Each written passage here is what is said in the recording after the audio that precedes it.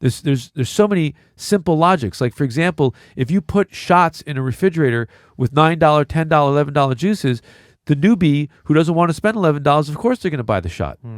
You cannibalize your business. So the shots probably are better as a point of sale item after somebody as an add-on product. Right. Yeah. And that requires a business model, and that requires planning to figure that out. And so that has to go into the design component of the store. How will you refrigerate those shots at the counter? And you really do have to understand, and I think I'm the only human being that has sufficient writing on this, what's taking place at the counter. That's the holy grail. How you set up your counter is everything to the business, in a business that has a counter. Right. If it's a business that doesn't have a counter, it's a totally different animal altogether. Grocery stores definitely figured that out a while ago. Some of them. I mean, pharmacies are a better example. Grocery stores, what I have seen is, by the big ones, by the time I'm at the counter, the only nonsense I'm buying, if I'm buying anything, is a pack of gum, which is 1 in a million. Yes, the magazines are something, and all those extra items, they actually are extremely profitable. People are less price sensitive. But I would say you don't want to have that type of counter in a juice bar. It looks messy. Right. And having magazines, again, another category, but it doesn't necessarily fit into a single store business model, and it doesn't necessarily make any sense. So what you're really thinking about at the counter is you're trying to innovate the 2 or 3 products that are extremely profitable, very unique, very well branded to your name, that people just pick up as a reflex because it's just that good. If it's not moving, you didn't score the touchdown. You have to get rid of that item and come up with the next item.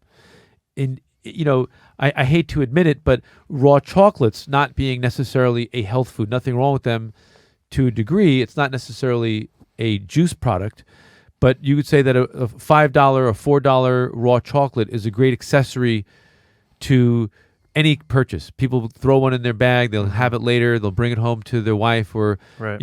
So you have to really figure out for your neighborhood, for your town, what is the magic SKU that belongs at the counter. It's not going to be lifesavers, which a lot of juice bars do. They just say, oh, Kind Bar, that makes sense.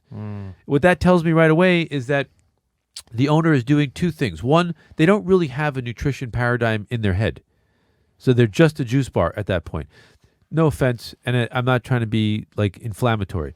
The other thing it tells me is that they're pandering to the guest completely. They're basically saying, I think my customers want this Kind Bar. I better have it here. They're not really thinking it through. And if you look at the overall numbers, that, by the way, I'm not attacking Kind. Very nice people. I'm sure it's a great product. I'm just talking about it in the context of a juice bar and a premium product. If you look at your dollars and cents that you're taking in on that stuff, you're not building a beach house with it. It's not really supporting the business. It's a waste of space for a product that should be there that moves you towards your end goal. The counter is the place where you develop your own branded products. You don't spend all that time and effort and put your life on the line opening a store to promote other people's products for free. It's different. If Kind Bar wants to give me $300,000 a year, I'll make a beautiful display in my store for them.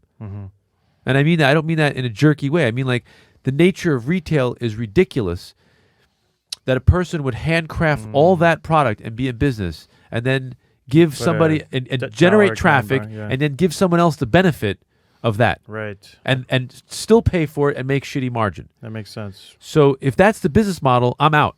Right. I don't like that business model.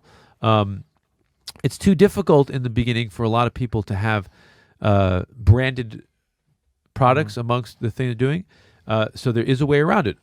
Find brands that will co-brand with you, that they'll have their brand and your brand on the label. That's a starting point. And if you have to sell ready-made packaged goods, just remember you're competing with Whole Foods.